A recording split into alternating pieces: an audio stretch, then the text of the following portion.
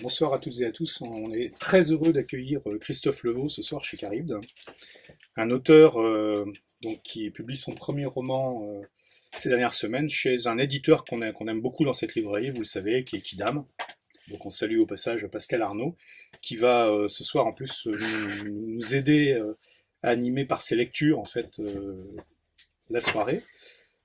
Donc La disparition de la chasse est un roman très étonnant. Alors c'est toujours un peu délicat enfin en tout cas pour moi, de parler d'un premier roman parce que voilà, on manque nécessairement de repères et du coup on est confronté à quelque chose de brut de fonderie qu'on reçoit comme un choc. Et là ça a été vraiment un choc. Euh, je vais essayer de résister à la tentation toute la soirée de raconter en fait le roman parce que c'est pas bien de raconter les romans parce qu'il faut que les lectrices et les lecteurs puissent profiter de toutes les surprises qu'il y a régulièrement. On va quand même en lire un certain nombre d'extraits qui vont plutôt, j'espère, communiquer une ambiance, un décor, une atmosphère, quelque chose d'assez bizarre dont on va essayer de parler ce soir. Et je pensais que le meilleur moyen peut-être pour rentrer en fait dans ce roman, c'était de commencer par son début, en fait, donc par un premier extrait, donc, que je vais lire. Tout de suite donne le ton. Le train s'ébranle, grimpe qu'à un cas le flanc escarpé de la vallée, se rassemble en haut sur la crête, puis s'élance dans la plaine. Crève le matin grimouillé du nord-est, abandonne à son sommeil la ville décrépite et sa gare flambant neuve, fleuron d'un peuple meurtri en voie de recouvrer sa dignité, car oui, elle risque bien, la gare, de lui en mettre plein la vue à ce monde ingrat qui du jour au lendemain s'était lavé les mains d'un charbon avec lequel on avait pourtant dérouillé bien des hivers, à ce monde indifférent qui avait laissé dans la torpeur une région entière où les hommes n'avaient jamais rien appris d'autre qu'à retenir des poignées de marteau-piqueurs, figés désormais sous la poussière des galeries abandonnées. 20 ans de misère après la fermeture de la dernière mine. Il avait fallu en racler des fonds de tiroir, bouffer à une chier de râtelier. Mais tous ceux qui allaient poser un pied en ville verraient de quel bois on se chauffe. Elle surplombe tout le quartier, la gare. Masse rutilante d'acier et de verre. Elle brille. Elle crève les yeux les jours où le soleil perce. On se sent tout petit là en bas, sous cette démonstration aveuglante de puissance industrielle. Tout nigaud devant les prouesses d'ingénierie, l'acier qui se contorsionne et le plexiglas qui se déploie à perte de vue. À y regarder de plus près, pourtant, on voit la rouille s'agripper aux boulons monumentaux et se répandre sur les piliers d'un blanc qu'on avait d'abord cru immaculé depuis les quais. On n'avait pas fait trop gaffe, affairé à ravaler l'angoisse de la journée qui commence en vérifiant compulsivement qu'on n'a oublié ni ses contrats, ni son encas au fond de sa mallette. Les crépis derrière ont eux aussi commencé à lâcher. Leur déjection jaunasse souille le revêtement en béton lissé, qui s'élime sous les piaffements d'impatience des navetteurs irrités, par le hurlement des disqueuses en train de finir des finitions qui n'en finissent jamais. Après quelques mois de service, la fierté de la ville est toujours un champ de crasse et de bruit. On y avait cru pourtant, à ce cahier des charges impeccables, imprimé en couleur sur papier glacé à gros grammage. Mais voilà, l'imprévisible ne peut être prévu, martèle l'attaché de presse du chantier. L'inondation des fondations ouest, puis l'effondrement de la paroi de soutènement de la colline d'à côté, un mort, un blessé grave, avait jeté un froid dans les articulations déjà bien ankylosées des ouvriers qui avaient troqué le coup de pelle contre le coup de poing. Il le disait avec l'air satisfait de ceux qui viennent de trouver un peu par hasard une formule choc que la presse va se refourguer de titre en titre. Le glissement de terrain avait révélé l'irrespect chronique d'une série de consignes sécurité et même 2 ou 3 pots de vin enfouis sous une armada de technologie qu'on avait cru, sinon à la pointe, ou du moins en ordre de marche, le tout en première page du journal local, qui retrouvait le goût de la lutte des classes entre deux photos de cul huilés. Les syndicats revigorés n'avaient décemment rien laissé passer. Ils avaient flairé le traquenard quelques mois plus tôt, lorsque s'étaient multipliées à l'automne les demandes de congés de maladie d'ouvriers qu'on faisait probablement, voire très certainement, cravacher sans scrupule, aucun, pour respecter les échéances peu réalistes, pour tout dire chimériques, annoncées dans l'euphorie du renouveau politique quelques années plus tôt. Entre-temps, du côté du renouveau, la solution avait été toute trouvée. L'inauguration aurait lieu avant la fin des travaux. On n'allait pas être chiche, les trains pouvaient entrer et sortir depuis peu, et qu'est-ce qu'une gare si ce n'est un lieu de passage, dirait le ministre des Transports avec un petit clin d'œil embarrassé dans la voix, que personne dans l'Assemblée n'aura l'air de relever, question d'intonation mal placée. De toute façon, les caisses étaient totalement vides. La discussion s'arrêtait là. Les abords, qui devaient accueillir les nouveaux parkings à décongestion et les commerces réamorceurs de pompes à emploi, resteraient pour un temps encore à l'état de terrain vague, jonchés de bulldozers au chômage technique et d'ordures abandonnées par des habitants désespérés par la tournure des événements, mais bien décidés à profiter d'une occasion d'allier désobéissance civile et économie de sacs poubelles réglementés. La gare. Un gigantesque terrain vague dont on s'extirpe les pieds crottés. Une bonne grosse cochonnerie. Elle a de qui tenir, cette souillon, fille de gueule noire désœuvrée qui se tourne les pouces calleux depuis des années, le cul posé sur un tas de houilles, admirant désormais leur fraîche progéniture, aux frusques déjà tachés de la merde d'où on l'a accouché. Voilà, c'est les 3 premières pages de la disparition de la chasse, hein, et je trouve que ça pose bien le décor. On va quand même beaucoup parler de déliquescence, de choses qui se barrent en couilles, en n'importe quoi. Et ça va être très chouette, vous allez voir. Mais avant ça, moi j'aurais bien aimé savoir, voilà, un petit peu quel était ton parcours, voilà, sans rentrer dans les détails trop intimes, Ouais, ouais. mais et un petit peu d'où est venue en fait cette envie et ce roman-là. Puis après, on demandera peut-être aussi à Pascal d'intervenir sur comment s'est fait la rencontre. Toujours, moi, ça m'intéresse toujours de savoir comment un auteur et un éditeur se rencontrent. Merci beaucoup d'abord pour votre invitation, pour ton invitation. Euh, je parle un petit peu plus fort. Euh, le début du roman, c'est un peu particulier en fait. Enfin, je ne sais pas si c'est si particulier, mais quand j'étais adolescent, j'écrivais pas mal, comme à mon avis plus ou moins tous les adolescents, écrire des lettres à des amis, etc. Et, euh, et j'aimais beaucoup écrire et j'ai gardé assez longtemps la conviction que euh, si on si on n'avait pas vraiment une espèce d'énorme bagage littéraire, ça m'a pas lu énormément, ça m'a pas appris à écrire, il n'était pas possible d'écrire des romans, même si j'y avais pensé quoi quand j'étais plus jeune. Et, euh, et donc du coup assez rapidement, vu que moi je me suis dirigé plutôt vers la musique, j'ai laissé complètement tomber l'écriture parce que je me disais bah, de toute façon voilà, les gens qui écrivent des romans sont des gens vraiment lettrés. Et j'y suis revenu assez tard, vers je sais pas, un petit peu avant ma trentaine, 27 ans, 28 ans, à une époque où j'avais simplement besoin de m'exprimer et j'ai commencé à écrire un petit peu par hasard, à écrire sur des choses qui me touchaient dans le monde professionnel, personnel, etc. Et puis, à force d'écrire, j'ai repris goût à l'écriture 10 ans plus tard. Et je commençais à rassembler des textes et j'avais vraiment envie d'écrire sur une espèce de sentiment que j'avais en étant jeune adulte, c'est-à-dire une espèce de sentiment assez marqué de déception par rapport à ce que j'espérais que ma vie devienne en quelque sorte, c'est-à-dire par rapport à l'espèce d'accomplissement professionnel, familial, etc. Donc un petit peu naïvement, je crois que j'imaginais que il suffisait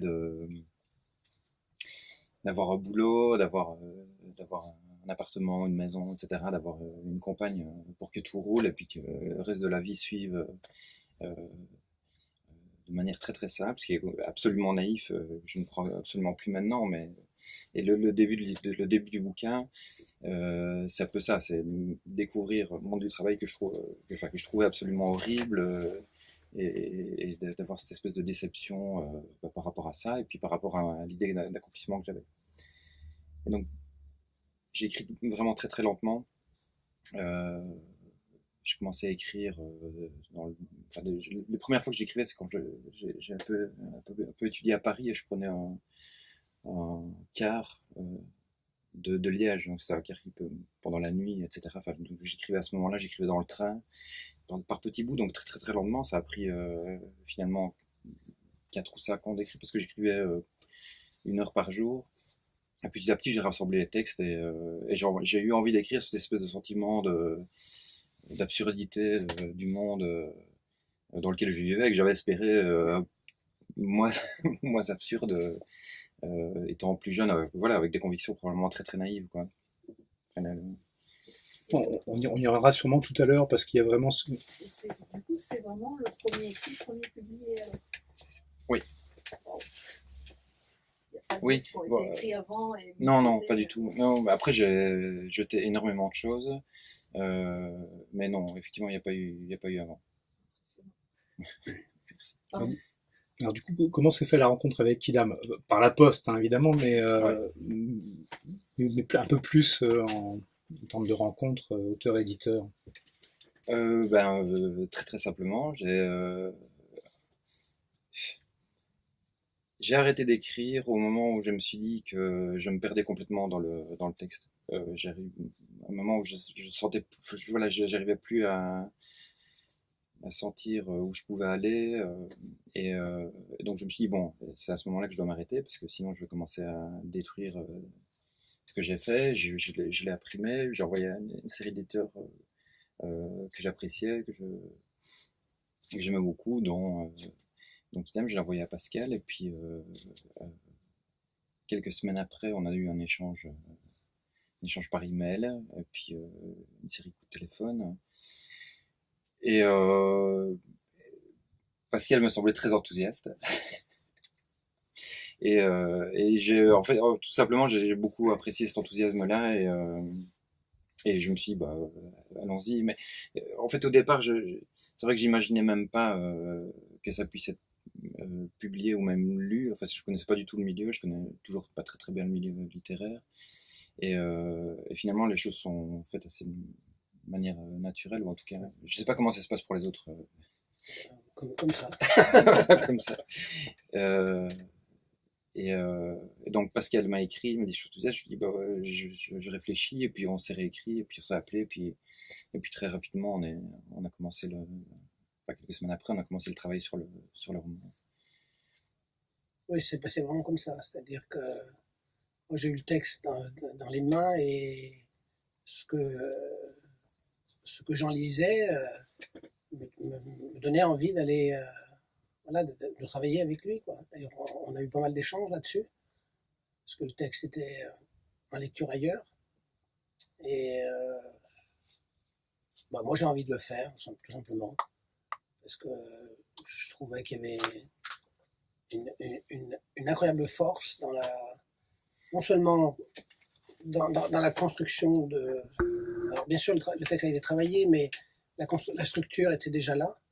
Et puis, voilà, il y avait cette espèce de confrontation avec la langue, et puis cette espèce d'ironie parfois qui touche au cynisme, tant sur le plan social que sur le plan intime.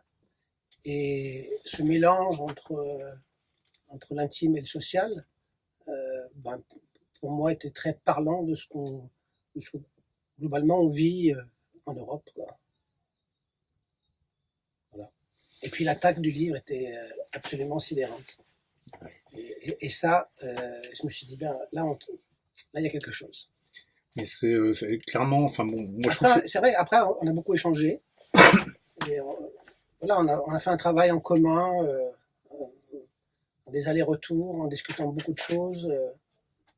Voilà, moi j'ai fait des propositions. Voilà, dans un échange, quoi, voilà, très d'égal à égal. Hein. Ouais, Voilà, ouais. c'était aussi enrichissant pour moi que je pense pour toi. Ouais, complètement. Ouais. Donc voilà, on a avancé ensemble, quoi. Mais c'est vrai que l'attaque du livre était époustouflante pour moi. ouais, moi, vraiment ça m'a fait ce choc-là, enfin les 3 premières pages et celles qui suivent. Il y a vraiment, enfin la puissance en fait de tout ce qu'il y a de subliminal dans la façon dont le décor va être traité en fait et qui ne se dément pas en fait jusqu'à la fin. Et ensuite, quand les personnages commencent à intervenir, et on va en entendre quelques-uns par les extraits, sans dévoiler nécessairement leur relation entre eux, parce que ça, je pense que ça vaut vraiment la peine de le découvrir en lisant. Mais il y a la façon dont les personnages se fondent dans le décor et viennent y insuffler encore plus de, justement, comme le disait Pascal, de lucidité, de cynisme, de rage, de désabusement, enfin, et ça on va en reparler parce que c'est vraiment quelque chose qui irrigue le livre, mais qui pourrait être, enfin très honnêtement, hein, c'est quelque chose que un certain nombre d'auteurs contemporains pratiquent en fait, justement cette esthétique du déclin, mais il y en a tellement peu qui ont la langue de leurs intentions, et là, après moi j'ai horreur de dire ça, dire ouais, surtout pour un premier roman, mais là, premier roman ou pas premier roman, la langue elle est bluffante, enfin, Exactement, c'est ça. elle est extraordinaire. Et on s'en fout que ce soit un premier roman. Et puis je trouve qu'il y a une tension qui est magistrale entre l'intime et l'extime. Et justement, cette relation-là qui fait que dans ta vie, tu es toujours en tension sur toutes sortes de choses, sur des intimités comme sur des pauses sociales. Et ça, et cette langue-là, elle attaque ça d'une façon bon, qui peut être jugée peut-être dure, peut-être cynique, peut-être trop ironique, ou voir les choses d'une façon trop noire.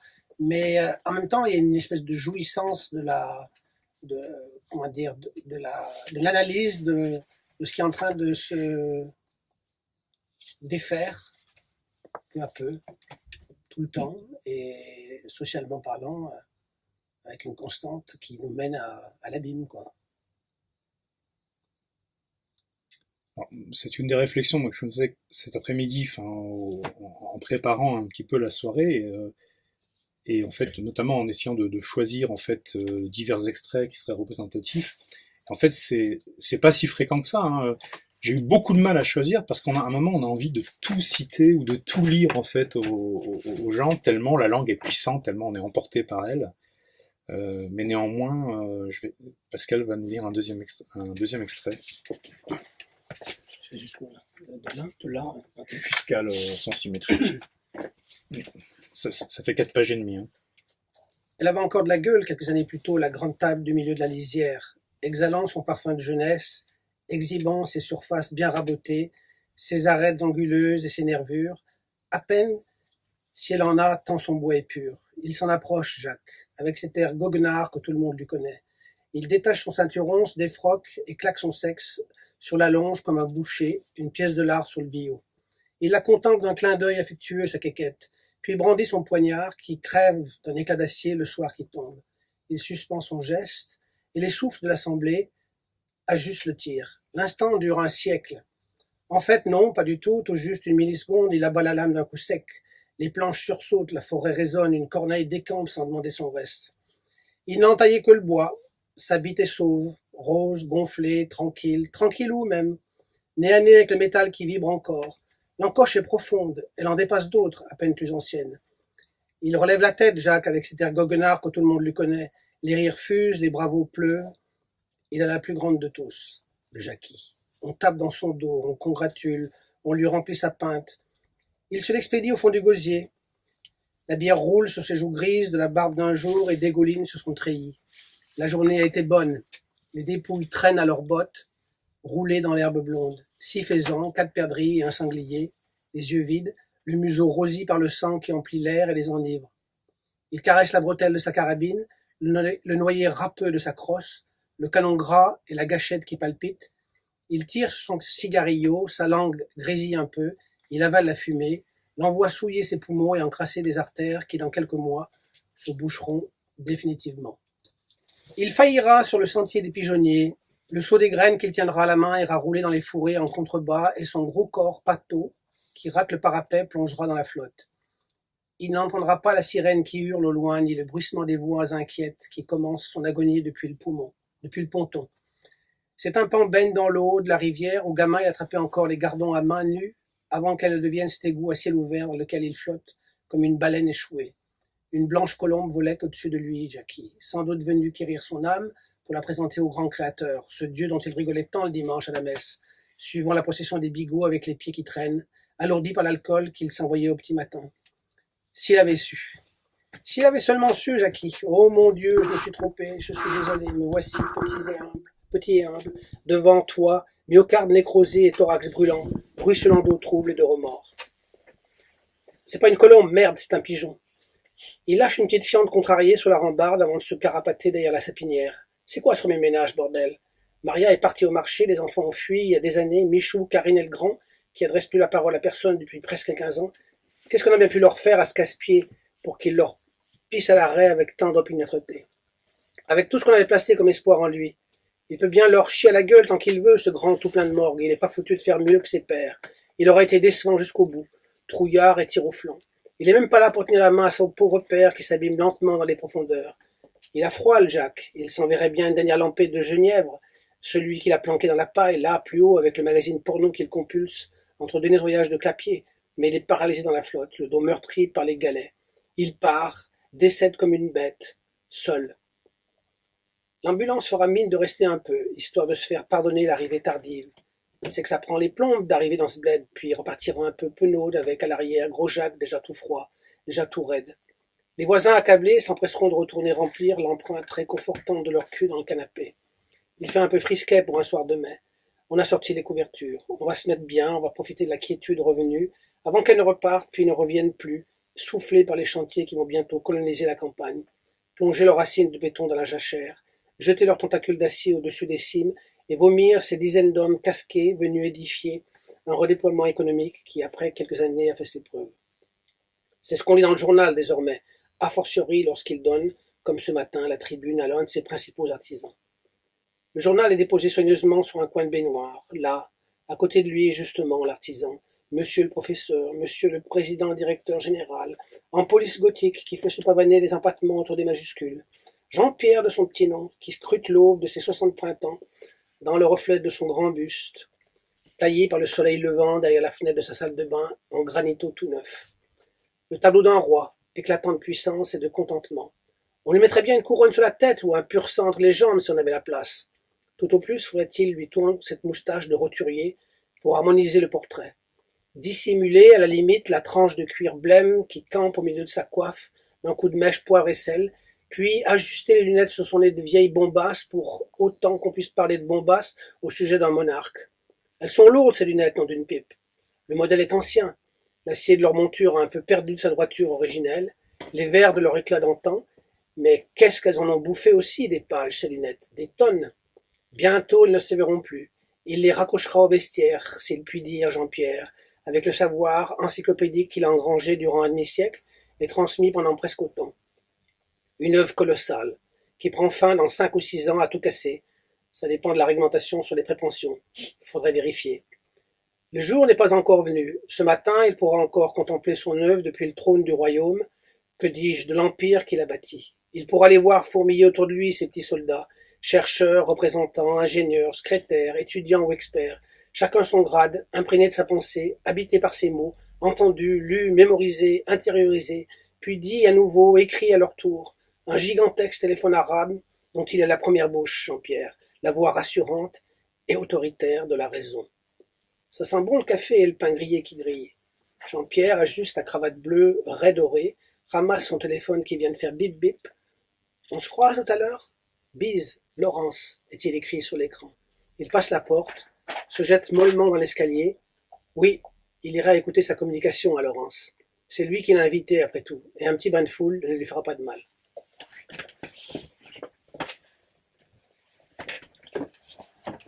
Voilà, je trouve que ces deux extraits montrent déjà, pour moi, alors qu'on est encore dans le tout début du roman, voilà, il y a un décor qu'on a vu au départ, un décor physique, un décor humain qui commence à se mettre très vite en place, extrêmement puissant, et on est quand même donc dans cette déliquescence, dans ce champ de ruines, c'est-à-dire champ de ruines physique, champ de ruines des gens, et le personnage de la deuxième partie de l'extrait, donc qui est quand même, alors pour prendre un élément Boltanski-Thévenot, pardon, mais en termes d'économie de la grandeur, qui est un grand, porte aussi, je trouve, comme les autres personnages qu'on va découvrir ensuite, cette fatigue, ce côté désabusé, ce côté, Pascal le mentionnait, cynique. Donc, moi j'étais assez curieux de savoir, voilà, comment tu l'as mentionné un petit peu tout à l'heure, mais comment cette espèce de déliquescence généralisée, en fait, un peu dans tous les compartiments du jeu, tu avais réussi à la mettre en place, en fait, dans le roman. En fait, sur cet extrait-là, je pense qu'il y a deux choses. D'abord, pour parler de Boltanski,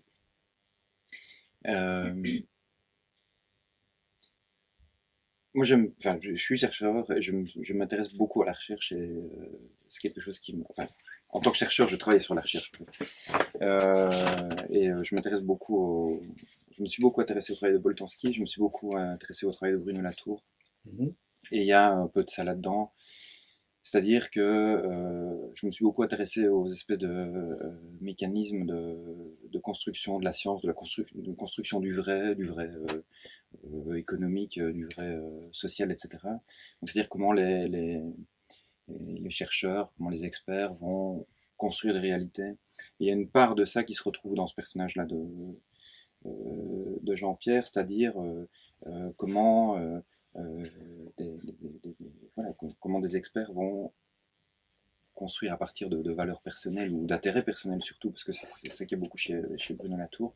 Comment ils vont construire des réalités qui sont des réalités qui finalement, d'une certaine manière, les concernent d'abord, les intéressent d'abord, avant finalement de faire en sorte qu'elles soient accréditées. Donc il y a toute cette partie-là qui m'intéressait beaucoup, qui n'est pas forcément euh, très très importante dans le roman, mais c'est Ouais, quelque chose qui me... moi, je trouve quand même qu'elle est très présente Ah dans le oui, roman ouais. parce que, au fond, le seul, enfin, en le refermant, hein, le seul fil conducteur, un petit peu utopique et optimiste, Ouais. mais dans les bons sens du terme, en fait, qu'il traverse, c'est dire que finalement, même si et on en aura d'autres extraits hein, qui montrent que le savoir est dévalorisé, que l'authenticité est dévalorisée face aux faux semblants, on va en reparler, Ouais. mais je trouve qu'il y a quand même cette lueur d'espoir qui demeure, c'est que peut-être que le savoir n'a pas dit son dernier mot. Et je pense que ça correspond bien à ça, enfin, quand même. Peut-être. Oui, oui. Non, enfin, je vais un peu m'écarter peut-être un peu trop du roman là, mais ma conception du savoir est moins optimiste que ça. Euh, euh, C'est-à-dire que je ne veux pas essayer de rentrer trop dans le détail parce que on va trop sortir du contexte du roman, mais euh, le savoir, enfin, comme il est présenté là, c'est jamais qu'une construction subjective et une construction qui est liée à des intérêts, sans forcément considérer que les intérêts sont des intérêts vils ou méprisables. Et il se fait que ce savoir nourrit aussi certaines pensées qui sont pas forcément des pensées appréciables. Et donc il y a cette partie-là, enfin, cette espèce de personnage de Jean-Pierre qui parvient à, dans une région effectivement déliquescence à faire, à faire accréditer les zones dans lesquelles il y a une nouvelle réalité économique qui doit être mise en place, etc. Qui parvient à faire tenir cette idée-là pour vraie sans pour autant qu'il y ait vraiment un fondement qui tombe du ciel et qui dit bah oui, c'est comme ça que les choses doivent fonctionner dans l'absolu. C'est ça l'idée par rapport au savoir. Et alors l'autre partie de ce passage-là, qui est à certains égards un petit peu autobiographique et qui n'est pas vraiment lié à des contextes de type capitale, Paris, grande ville, etc., que moi j'ai enfin que j'ai vécu en tout cas à un moment un peu quotidien.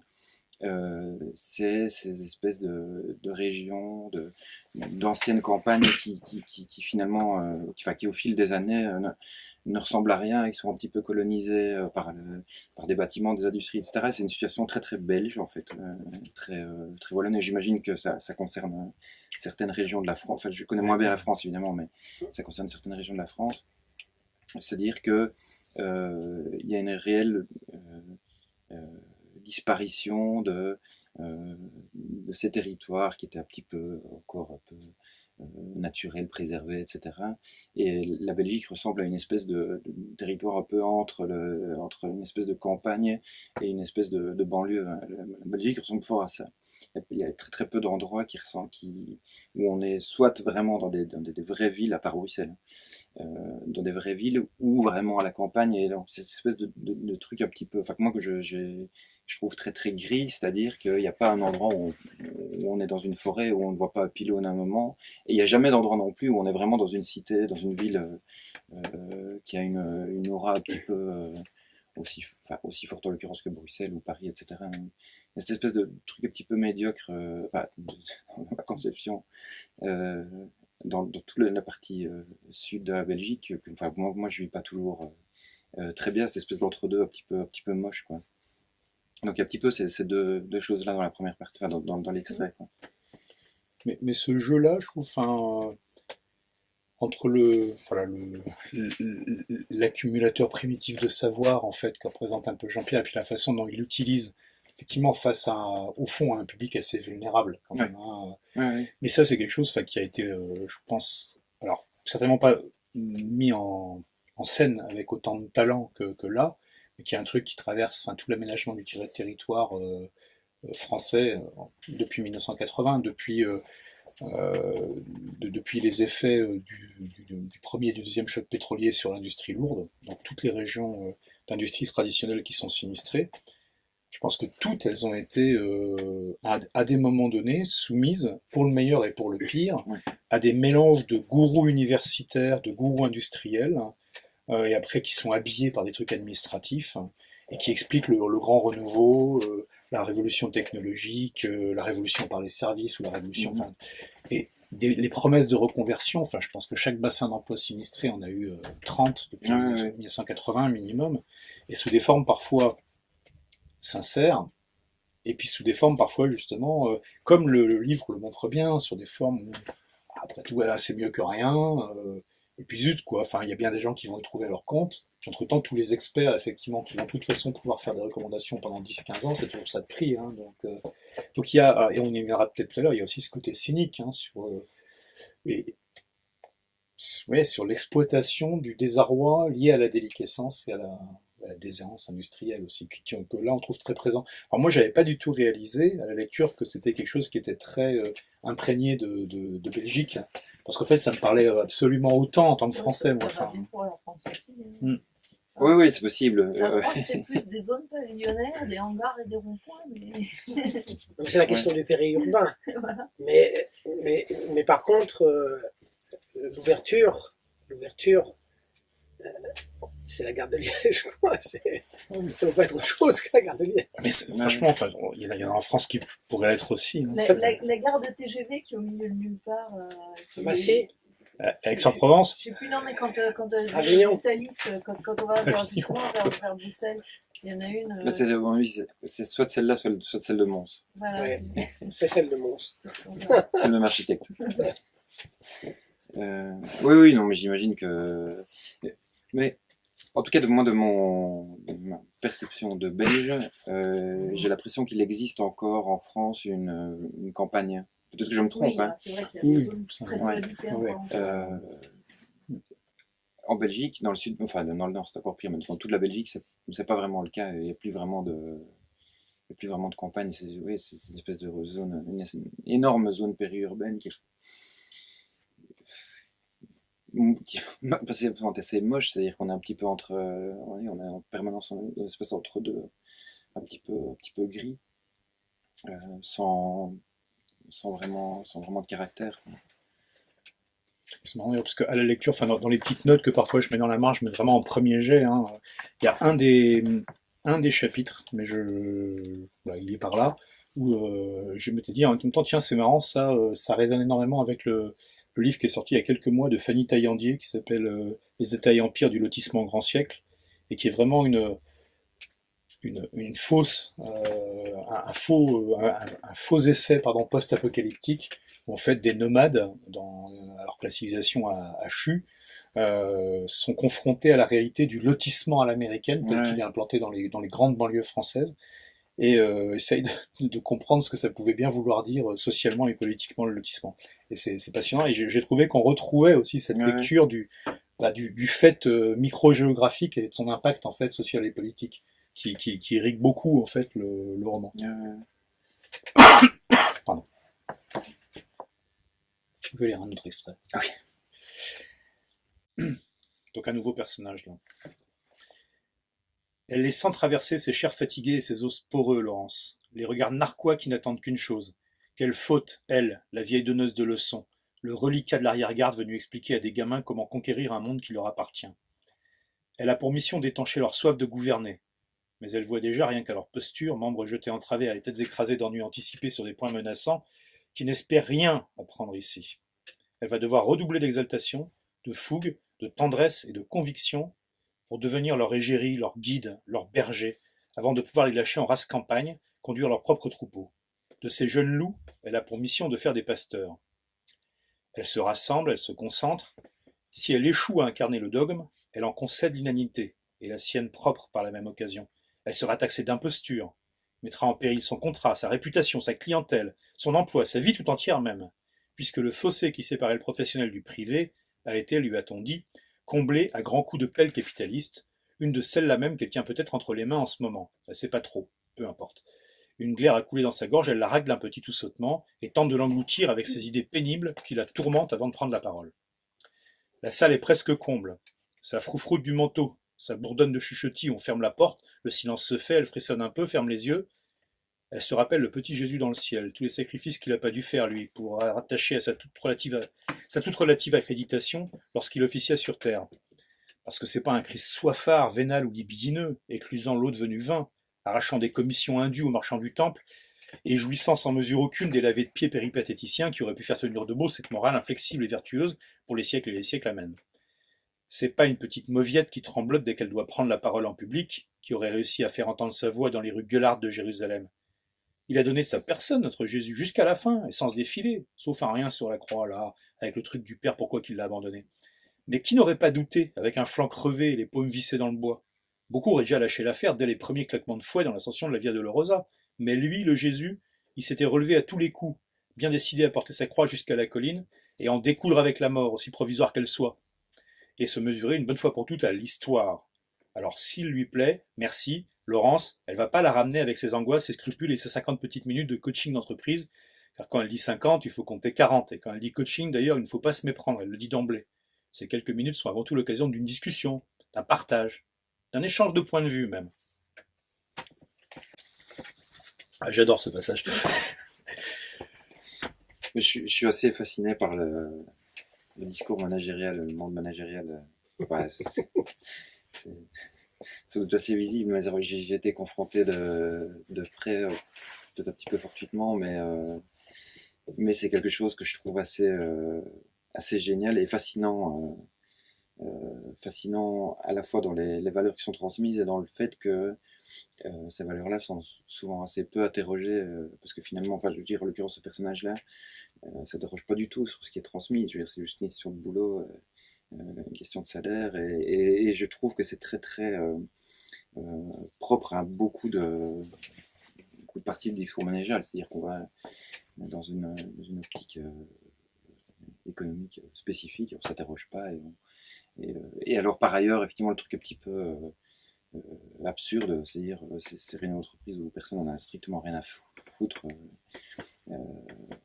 personne ne s'applique réellement, alors qu'on parle en permanence d'application. Moi, j'étais confronté pas mal à ça, et je continue à en rire assez sincèrement. Enfin, je dirais, oui, il y a une part de cynisme, mais je trouve que c'est un truc vraiment drôle. Je trouve que c'est un monde qui est drôle. Dans les valeurs transmises, dans la manière dont elles sont transmises. Et ce personnage-là, vraiment lié à ça, j'ai déjà pas mal participé à des séances de coaching de ce type-là, où c'était des choses vraiment hallucinantes. Voler avec les aigles, enfin des genres de mots qu'on retrouve sur des sites coaching, etc. Voilà, et cette partie-là que je trouve qu'il y a aussi assez révélatrice d'une espèce de... Ouais, bon, enfin, on va reparler à nouveau de la déliquescence, mais une espèce de truc un petit peu, quand même, à la fois un peu pathétique, enfin, le côté drôle, le côté un petit peu pathétique, c'est-à-dire... Moi, j'ai trouvé que cette utilisation, justement, est particulièrement fine parce que du corpus théorique sur ce que, par exemple, Isabelle Stengers et Philippe Pignard appelleraient la sorcellerie capitaliste, donc, qui appellent des pratiques de désenvoûtement, d'ailleurs, Ouais. est assez dans ce domaine-là. C'est le maniement du langage qui est déterré, en fait, sorti par rapport à ce qu'auraient dû être ses racines morales, intellectuelles, et qui devient un truc qui tourne sur lui-même et qui provoque des effets comiques. Mais dans la façon de les mettre en scène, avec énormément de lucidité, justement, et oui, du cynisme, hein, parce que là-dedans, il y a des croyants, enfin, qui, comme des croyants, d'ailleurs, n'interrogent pas leur foi, et on en connaît tous, et là, certains des personnages sont présentés, effectivement, avec leur vraie foi aveugle dans la mécanique, dans le fait de dire les bonnes sourates ou les bons patères, et que ça amène la sécurité de l'emploi, la progression sociale, la prime de fin d'année, enfin tout ça. Il y a vraiment quelque chose qui participe de la caricature cynique de la foi religieuse. Mais je pense que c'est extrêmement juste, et ça correspond à tout un travail d'essayisme qui a été fait. Mais là, il y a une saveur de langage pour le faire. Et honnêtement, faire des bons mots sur l'entreprise, quelques-uns comme ci, comme ça, beaucoup d'auteurs savent le faire. Mais réussir à l'inscrire dans tous les interstices, sur un ensemble d'un ouvrage comme celui-là, là, moi, j'étais vraiment très admiratif, quoi. Il y a une qualité de langage. Et ce qui est étonnant, c'est que les personnages sont même pas antipathiques, en fait. Oui, mais je pense. Alors qu'ils pourraient. Oui, mais je sais pas. De fait, je pense pas qu'ils soient antipathiques. De ma perception, je crois enfin, chez certains, une réelle foi dans cette espèce de doctrine libérale, économique, etc. Et avec de bonnes intentions, en quelque sorte. Je pense pas du tout que les personnages qui sont décrits soient mal intentionnés ou qui fassent les choses uniquement par intérêt personnel, etc. C'est même pas ça. Je crois que ça dépasse ça. Je crois que oui. Ces personnages-là, moi, je les ai jamais trouvés antipathiques. Je sais, enfin, je parle de réactions que je connais. Je sais bien qu'il y a un côté un petit peu noir dans le bouquin, mais j'ai du mal à trouver ces personnages-là antipathiques. Personnellement, même dans la vie, j'ai du mal à trouver les coachs ou les professeurs qui travaillent dans des branches économiques qui par ailleurs ont des collusions politiques, etc. J'ai du mal à les trouver forcément antipathiques parce que je crois qu'au final, ils ont leurs propres valeurs et ils essaient de naviguer dans la vie et d'arriver à quelque chose. Ce qu'il y a juste, c'est que pour beaucoup, enfin je vais pas prendre une position de surplomb, quoi, mais je veux dire, il manque un peu le questionnement sur le fond des choses, sur ces questions d'entreprise-là, mais il n'y a pas de volonté de cracher, en tout cas, réellement sur ce monde-là. Je veux dire, je le trouve un peu ridicule, un petit peu drôle, mais ouais. Moi, je trouve ça frappant. Cette absence de questionnement, elle est manifeste à la lecture chez les acteurs, hein. Ouais. Effectivement, et c'est pas justement, elle est manifeste à la lecture du roman, mais il n'y a pas de surplomb, en tout cas pas de surplomb pesant, parce qu'il y a énormément d'empathie avec ces personnages. C'est ça que je trouve surprenant. Enfin, même là, je ne sais pas si c'est perceptible, parce que ça peut dépendre aussi de la façon dont je le lisais, mais ce personnage qui est, au fond,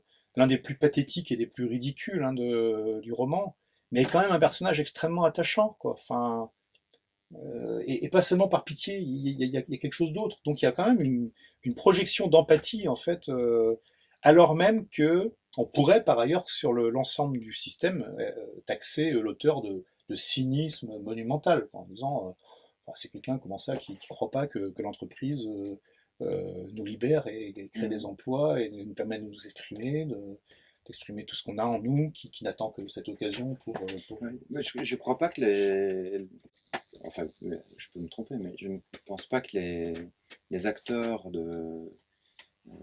d'une certaine économie, on va dire, libérale, capitaliste, etc., je ne crois pas du tout qu'il y ait une espèce de, de mauvaise intention de leur part dans les choses.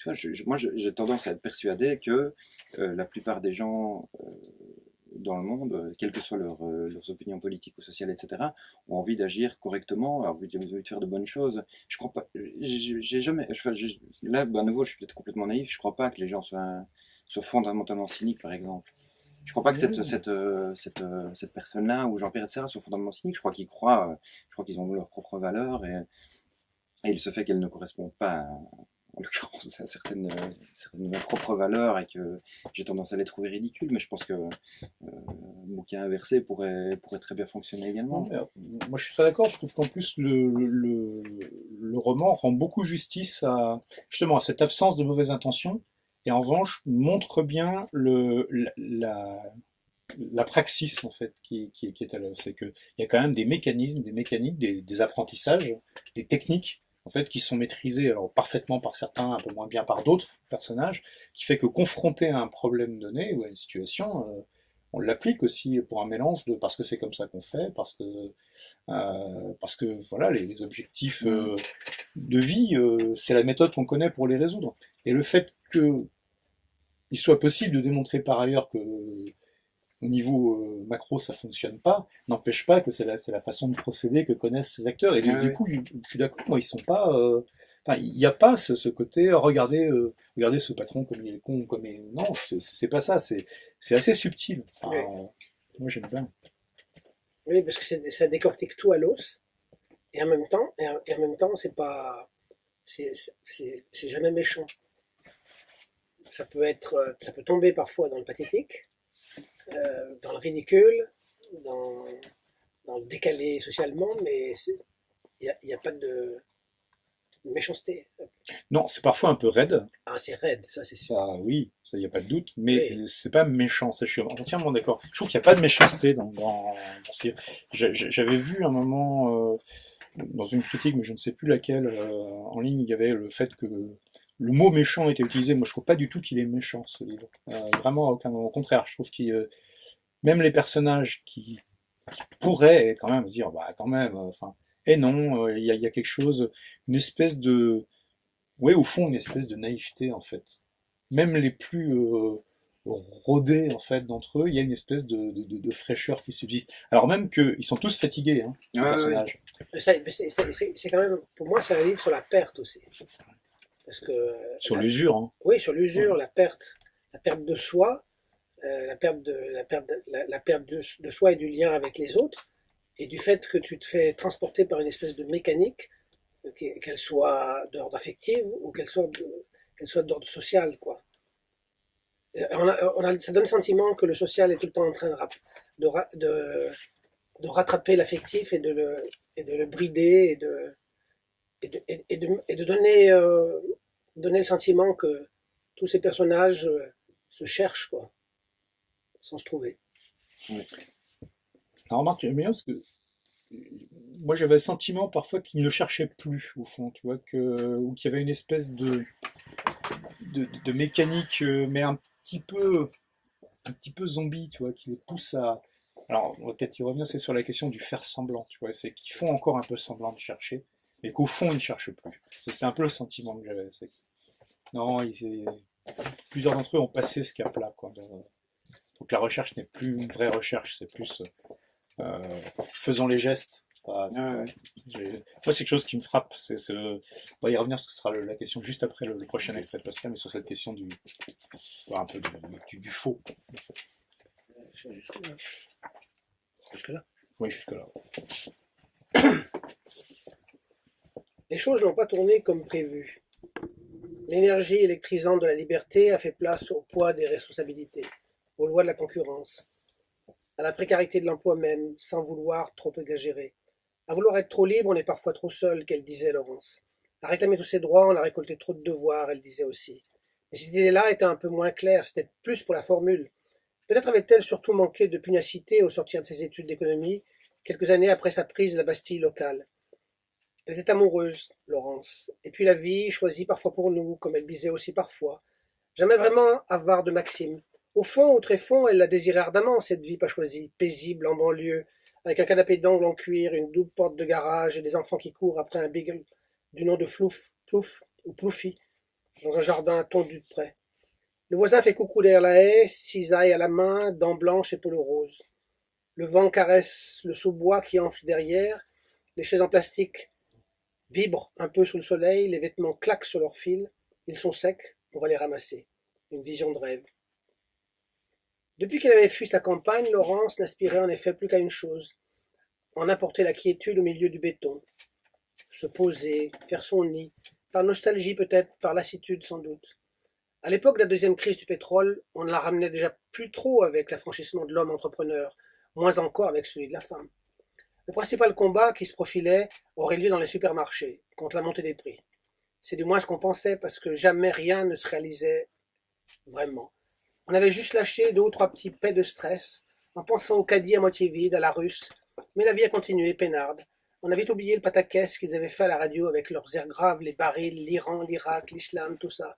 On n'avait pas envie d'y penser, et on payait assez d'impôts pour ne pas devoir le faire soi-même, merde. On est retourné au travail, sagement.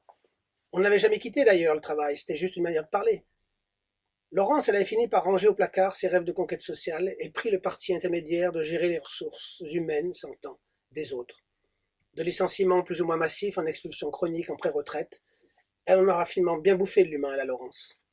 Oui, bah, donc comme cet extrait le montrait à nouveau, je trouve qu'il y a vraiment enfin, bon, cette omniprésence de l'économie, alors de l'économie managériale, entrepreneuriale, capitaliste, mais aussi et dans d'autres extraits qu'on a moins évoqués là, parce que sinon on était parti pour lire tous les livres, hein, et ça nous aurait pris quand même un moment, mais aussi d'économie libidinale, voire d'économie domestique par moment. Enfin, il y a vraiment une dimension économique, mais en revanche, je trouve qu'il est placé d'emblée, parce on l'a mentionné tout à l'heure, déliquescence, déclin, fatigue, mais il y a aussi vraiment cette question du faux semblant, du continuer à faire les mouvements.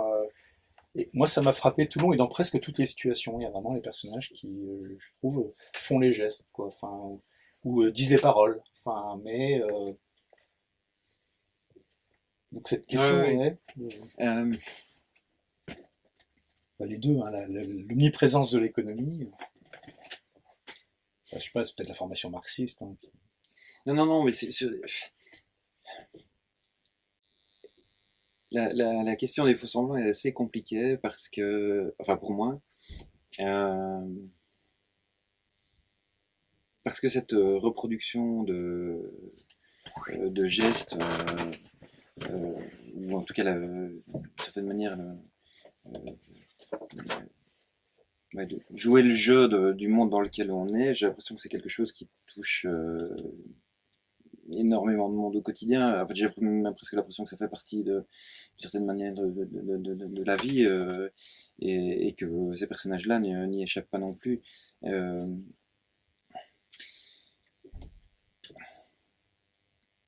c'est une question compliquée. En fait, j'avoue que j'ai du mal à y répondre parce que c'est pas une.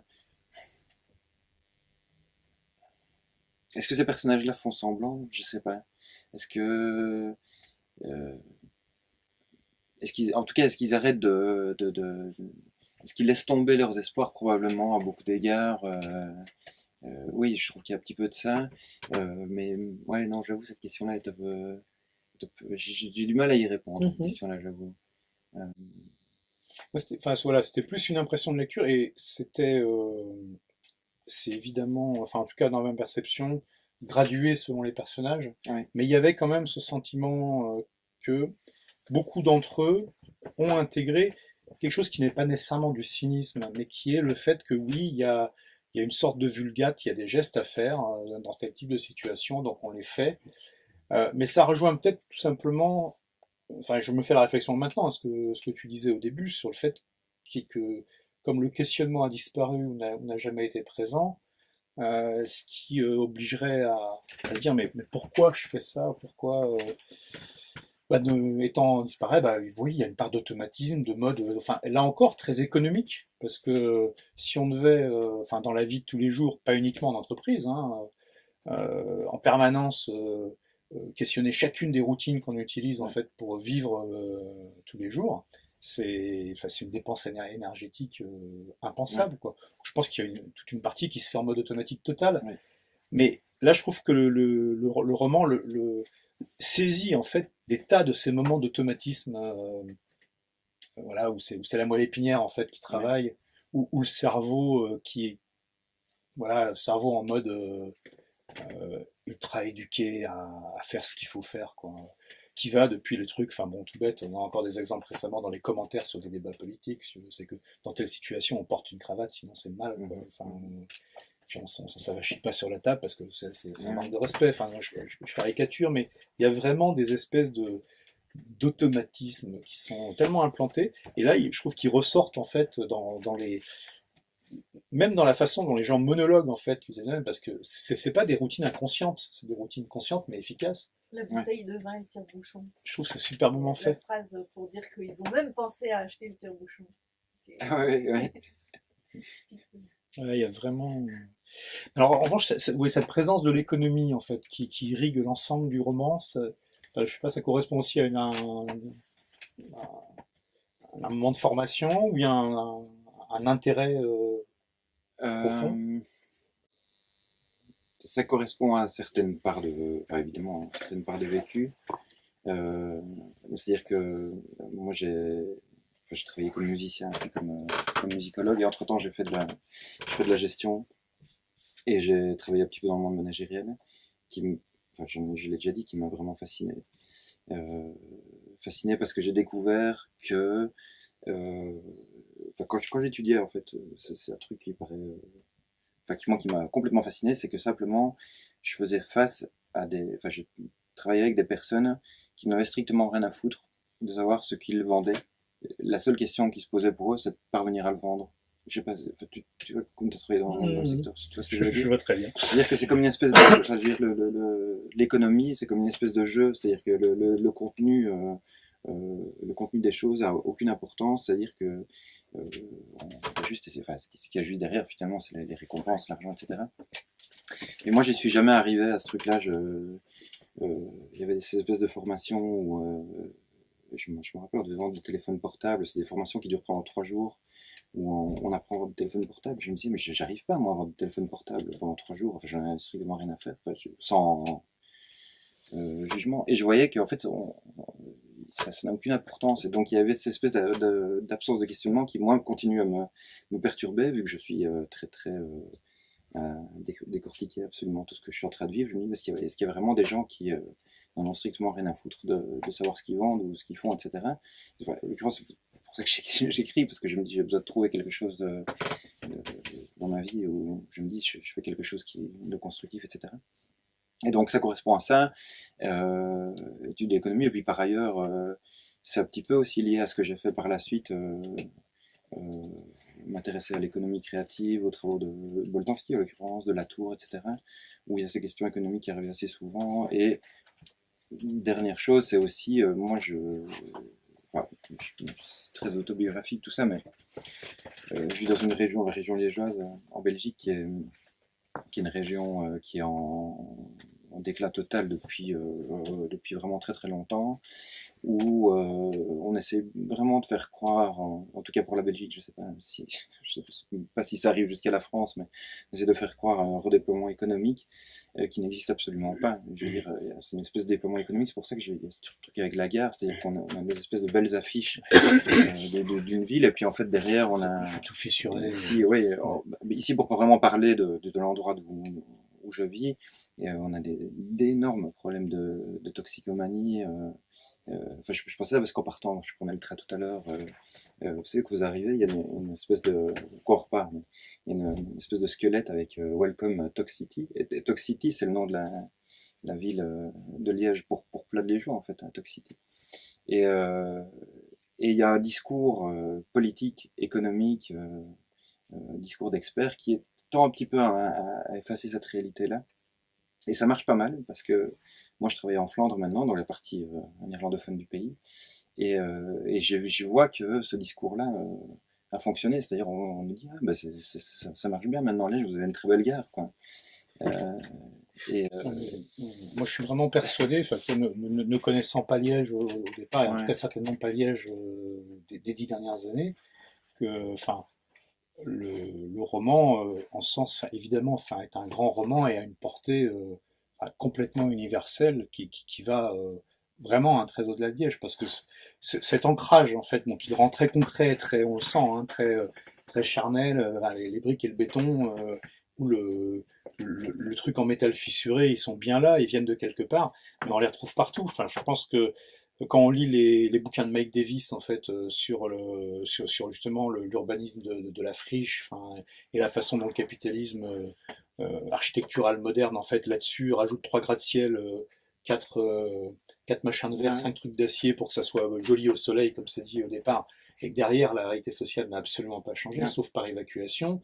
Mais ces choses-là, enfin bon c'est vrai évidemment aux États-Unis, euh, en France je pense que tout le discours de justement, et ça rejoint cette question de faux semblants, enfin de plaquer en fait une couche de quelque chose qui soit un peu glamour, mm, où il y a un peu de paillettes en fait pour en faire quelques belles images ou éventuellement quelques articles un peu complaisants, et puis que derrière les gens ils sont quand même toujours en train d'un peu de ouais, crever quoi, hein. ouais, Et ça, je pense que ça parle à des gens aussi bien, sans même parler des bassins industriels sinistrés en France, ultra connus, enfin ceux qui ont perdu leurs grosses industries, le Nord, l'Est, Saint-Étienne, mais c'est vrai aussi à Saint-Malo, enfin c'est vrai à Quimper, c'est vrai à Niort, Ouais, je ouais. pense partout. Hein, c'est peut-être effectivement un peu moins vrai dans les grandes métropoles où ça prend des formes différentes. Enfin, Ouais. parce que En Belgique, c'est moins vrai à Bruxelles, par exemple. C'est moins vrai en Ouais, Flandre, c'est moins vrai à Gand ou à Anvers, je pense. Euh, Donc, mais c'est quelque ce que chose. je dis est juste parce que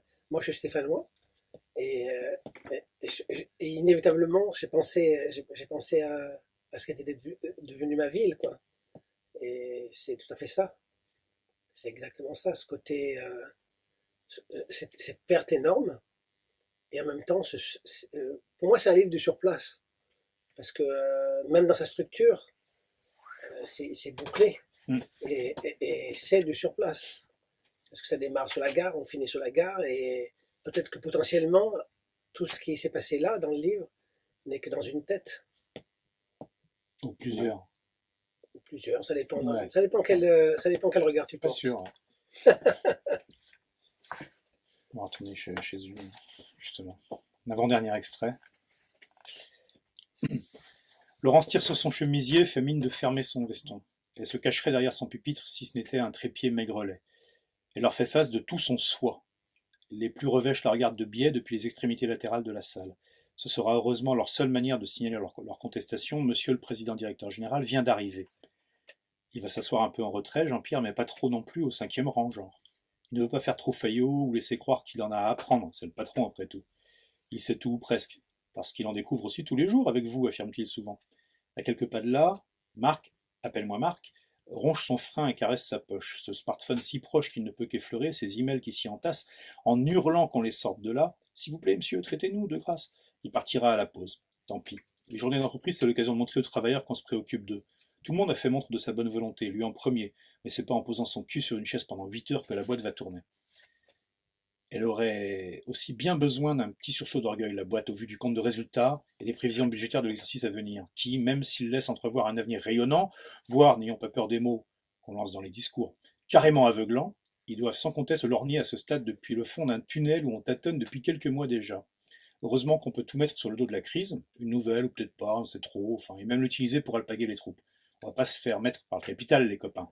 Oui, ok, à force d'enrober de miel les colis de caca qu'on envoie de par les régions, on a peut-être quelque peu contribué à laisser le marché faisander, mais comment pouvait-on le savoir, hein? Tout le monde a fait pareil. On nous a roulé dans la farine, voilà, mais on va pas se laisser faire, on va retourner ses armes contre lui au capital. Allez hop, on réduit les coûts, et que ceux qui ont le privilège de rester se retroussent les manches, et de grâce avec le sourire.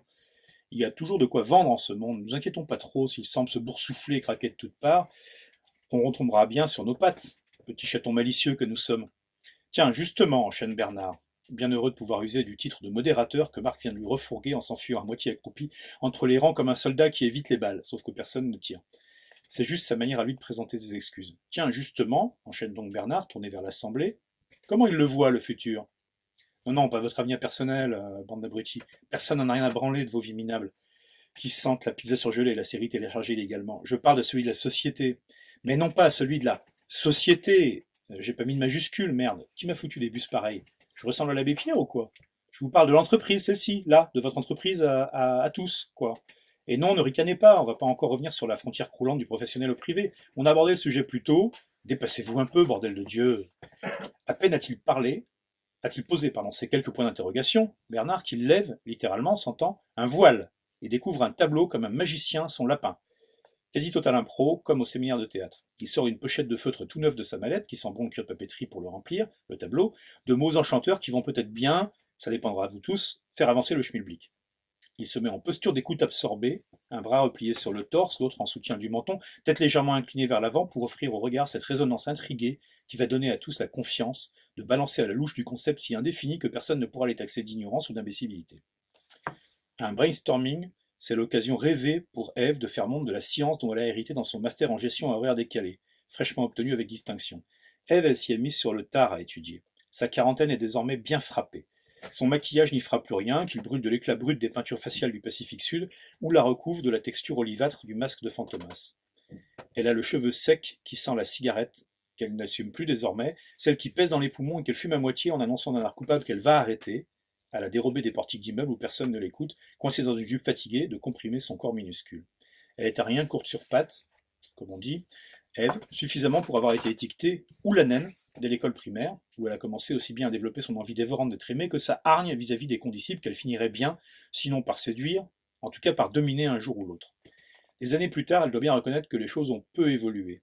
Mais de tout ça, de sa vitalité capillaire, de la taille de ses jambes ou de ses désirs profonds, elle s'en fiche pas mal en ce moment, Ève. Elle n'est pas là pour glander ou s'apitoyer sur son sort. Malgré sa stagnation dans les tréfonds de la hiérarchie de l'entreprise et l'absence totale de perspective d'en remonter, Ève fait preuve d'un dévouement sans pareil. Elle a spontanément développé de nouveaux outils utiles à l'asservissement de ses collègues ou aussi impropres. Elle organise des réunions de contrôle qualité qui débordent sur les soirées. Il fixe d'une seule voix des objectifs intenables qui dépassent de loin son niveau de décision, les confirme dans des emails envoyés avec demande d'accusé de réception, de jour comme de nuit, et va même parfois jusqu'à suggérer discrètement à la hiérarchie le remplacement des membres réticents ou nonchalants qu'elle a identifiés dans le personnel. Son zèle dépasse à ce point les espoirs que la direction avait nourris à l'ouverture de son poste de chargé de devis, HF, qu'il pourrait finir par provoquer sa perte.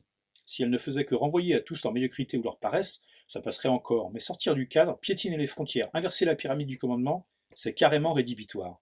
On lui a déjà dit, fermement, plusieurs fois, en utilisant une expression plus commune, mais elle ne peut pas s'empêcher de placer la barre toujours plus haut. Elle est comme ça, Ève, une machine de guerre. Tuer et se tuer à la tâche. Alors ce n'est pas par amour de la boîte, non, hein, elle ferait de même ailleurs, elle l'a déjà fait. C'est une question de valeur, et sa valeur à elle, c'est le travail, nourricier, accomplissant le soi, sublimant les œufs. Ce matin encore, Ève redouble d'engagement. Ce séminaire de cadre, c'est aussi sa fête à elle. Ce jour où on se rassemble autour de ceux, c'est eux, et de ceux, c'est EX, qu'on aime. Elle hoche la tête d'un air entendu à l'adresse de qui s'exprime, comme si au fond on se confiait qu'à elle seule. Elle compte bien continuer à apprendre ici sur le terrain en s'abreuvant des témoignages des autres, voire en leur dispensant le sien. C'est une professionnelle, Ève. Elle sait souvent à l'avance ce que les autres vont dire avant qu'ils ne le sachent eux-mêmes. Elle s'empresse alors, prévenant, de terminer les phrases à leur place. Et lorsque vient son tour de participer au brainstorming, elle récite d'un air satisfait un long discours élaboré sur son carnet de notes. L'exercice consistant à trouver un leitmotiv à leur entreprise de demain, Ève fera plutôt un long développement sur le concept de management en période de crise économique. Un essai même, avec cet accent parisien préfabriqué qui, quelques centaines de kilomètres au-dessus de la capitale, souligne d'arrogance chacun de ses mots. Personne n'a très bien compris ni écouté en fait. Cette conne a anesthésié les volontés de participer au jeu déjà sur le reculoir. Midi vient de passer, on espère que la session se termine bientôt pour aller faire péter les akouskis et se prendre une double ration de vin rouge de Cubi, qu'on va dire qu'il est bien bon et qu'on s'est pas foutu de notre gueule, tout en reluquant le cul des hôtesses. Non mais de toute façon, la dernière question, le dernier point, c'était pour dire qu'en fait, même si au fil des extraits, vous pouvez vous dire, voilà, c'est quand même assez glauque hein, ce dont on parle. En fait, c'est un livre qui est super drôle, et j'espère que ça s'entend quand même, et je voulais parler justement de cette espèce de maniement de la farce, en fait, d'un humour désespéré. Alors, il y a vraiment un côté, c'est comme si on avait fait, pour moi, un requiem pour déclassé économique, et puis pour anciens croyants dans le savoir qui s'aperçoivent qu'en fait, ça sert pas à grand-chose, parce que de toute façon, comme on peut faire semblant sur tout, on s'en fiche. Et donc, ça pourrait être atroce. Et en fait, il y a une espèce un mélange de schadenfreude et de vraiment de grosses blagues que je trouve tout le long, en fait, on se marre sans arrêt, quoi, ce qui est assez terrible. Donc, comment tu dis rire pour arriver à nous faire rire avec ça, quoi. J'arrive pas à trouver ces personnages, ce secteur, ce milieu, ces valeurs, j'arrive pas à les trouver dégoûtantes. En fait, il n'y a rien à faire. Ce sont les choses auxquelles j'assiste qui sont peut-être pour certains absolument pathétiques et qu'on n'a pas envie de voir parce que c'est moche, etc. C'est quelque chose que je trouve drôle et je trouve que l'espèce d'effort qu'ont certaines personnes à se débattre dans la vie pour défendre des valeurs, pour s'en sortir, etc., a quelque chose de touchant et de drôle. C'est quelque chose que je ressens personnellement. Euh, le côté drôle, en fait, moi j'ai vraiment voulu l'insérer dans le roman. Au départ, même quand j'ai écrit, je pensais que j'écrivais un livre vraiment drôle. Il se fait que quand ma compagne pour la première fois me dit bah ouais, c'est pas forcément si complètement drôle. D'autres personnes ont trouvé ça absolument pas drôle, mais moi je pensais écrire une espèce de bouquin un petit peu comique parce que ouais, je trouve qu'il y a quelque chose de touchant dans cette manière de se débattre pour s'en sortir dans la vie. J'ai du mal à trouver ça juste moche, j'ai du mal à trouver les gens complètement ridicules. J'ai l'impression que les personnages là, ils essaient juste de se débrouiller à leur manière et que ça génère des situations drôles. Mais Non, moi, j'ai vraiment trouvé ça. Enfin, alors là, pour le coup, alors peut-être parce que c'est ce matériau, oui, enfin, il est objectivement atroce, il est désastreux comme matériau. Mais en même temps, dans la façon je trouve, de le modeler, de plonger les mains dedans, là, c'est extraordinaire parce que alors, tu vois, et pourtant, enfin, c'est des auteurs qui, pour moi, sont pas comparables à ce que tu écris, mais où je pense qu'il y a une partie de cet esprit, c'est ces deux auteurs que j'adore, hein, mais qui en fait manient la farce rabelaisienne de façon extraordinaire, qui est Vladimir Sorokin, alors qu'en fait, ce qu'il raconte, c'est pas drôle du tout, hein, le fond de Sorokin, jamais. Mais c'est énorme, c'est drôle. Et puis quelqu'un qui pratique en grand spécialiste, je trouve, l'humour du désastre, qui est Antoine Volodine, en fait, où ouais, le fond, c'est atroce, mais en fait, on peut pas s'empêcher de se marrer parce qu'il y a une espèce de, de joyeuseté rusée à jouer avec la langue, parce que c'est quand même à la fin une question de langue utilisée. Et moi, c'est ça que je trouve vraiment fascinant dans ce roman. Et je vais le redire, et pourtant je m'étais promis de ne pas le dire, mais c'est incroyable que quelqu'un, sur un premier roman, arrive à manier le langage comme ça, quand même. Enfin, c'est pas très fréquent, quoi. Enfin, vraiment bravo. Enfin, Merci. ouais, je trouve ça bluffant, quoi. T'es d'accord, Pascal? Je ne peux pas commenter ça. Oui, moi j'ai édité le livre parce que Mais tu as trouvé drôle, toi. ah mais bien sûr, Oui. oui, oui, bien sûr. Moi ce que j'aimais c'est cette dimension d'humour noir quoi, qui qui attaque au scalpel ou qui décortique tout, voilà tout ce qui se passe, ce que j'ai dit au début, entre l'intime et l'extime quoi, et entre voilà, la façon dont les personnages vivent certaines scènes, vivent même leurs propres émotions, et puis ce qui est mis en jeu socialement parlant, quoi, cette espèce voilà, de course à l'abîme, quoi. Mais voilà, avec le ton tout, ce que tu disais tout à l'heure, c'était ce ton constamment décalé dans l'avance de ce qui est décrit et qui est un monde absolument ouais, de farce, quoi. Tu peux te dire que c'est qu'une grosse farce. Et, et oui, effectivement, l'humour, il est constant, quoi. Voilà. Sinon, sinon, je pense que le livre ne fonctionnerait pas. Ça serait, oui, ça serait désespérant, quoi. On n'aurait pas envie de le lire. Bon, Il y a quand même une sacrée dimension, oui. ouais. Alors, comme Lorton, on voulait de toute façon, on s'approchait de la fin, et en fait, on s'était dit que ce serait. On a essayé de pas du tout spoiler, hein, comme on dit, et de vous dire exactement l'intrigue et de quoi il retourne, même si le contexte, je pense, est assez clair. Mais on s'est dit que ce serait vraiment pas humain de ne pas vous dire pourquoi ça s'appelle la disparition de la chasse. Et donc, on va finir par un extrait qui vous donne une partie de la solution.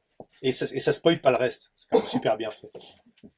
Il a pris la décharge dans le flanc, son armure est crevée, les poumons font des bulles et le foie fond littéralement. Il tente de fuir ce feu qui a pris dans ses tripes, dérape, zigzague, il sort du bois, pétarade dans le pré, puis s'écrase contre la petite chapelle qui borde la ferme, avec son trou sur le côté qui pisse le sang et les boyaux. Il atterrit sur le petit porche. Ses défenses sont brisées sur le seuil en calcaire, sa grosse hure graisseuse pointe un Jésus à barbe taillée de bois sur un socle derrière la grille rouillée. Lui aussi a le flanc crevé qui s'écoule de peinture sur son pagne bleu saphir devenu turquoise à force d'essuyer les gouttes qui percent sa toiture crevée depuis un siècle. Rejoins-moi, mon fils, qu'il semble dire avec son regard de ricile. Déjà, je suis pas ton fils, je suis un cochon. Me casse pas les couilles, qu'il grogne l'autre. Il fera pas sa dernière prière, le gros verra. Il veut pas l'entendre, le Jésus vermoulu. 1 an qu'il a tenu, 1 an à remuer son groin dans la fange, à bouffer des taupes crevées et des vers de terre en attendant qu'elle débute la vraie vie. Dans une bauge creusée au fond des fourrés avec une laie et sa ribambelle de marcassin, la relève. À qui il apprendrait à son tour comment remuer du groin dans la fange et bouffer de la taupe crevée en attendant qu'elle débute la vraie vie. C'est trop tôt, c'est trop brutal. Il ne l'a pas senti venir, ce coup de fusil, venu le stopper net dans son avenir radieux. Ils sont tout près de lui maintenant. Il en a des spasmes et d'énervement. Il leur mettrait bien un coup de défense dans les jarrets s'il pouvait encore se redresser. L'un d'eux court derrière, un petit bonhomme essoufflé. Ça les fait marrer. Allez, Jackie, un effort. T'y es presque, mon salaud. Viens lui mettre le coup de grâce aux bestiaux.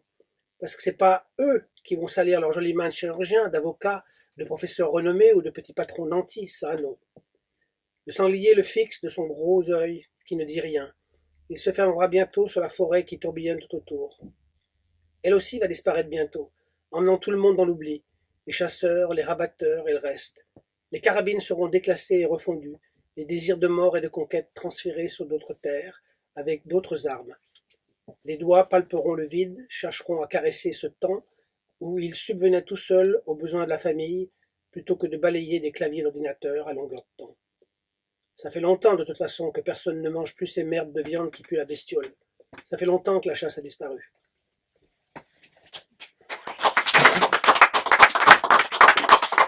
Merci beaucoup, Christian. Merci à vous.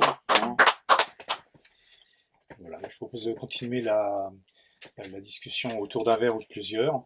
Donc, vous aurez bien saisi que, bon, comme on le dit de temps à autre, mais pas toujours, hein, chez Caribe, c'est un peu le livre parfait. Donc, pour en avoir 2 pour vous, pour être sûr, et puis 3 ou 4 pour offrir, parce que c'est un livre qui tout de suite amène, voilà, un peu tout. Et non, mais voilà, surtout n'hésitez pas à profiter de la présence de Christophe, donc, qui est venu de la lointaine Liège, ici pour nous enchanter de sa présence. Et donc merci encore et Merci. beaucoup. Merci.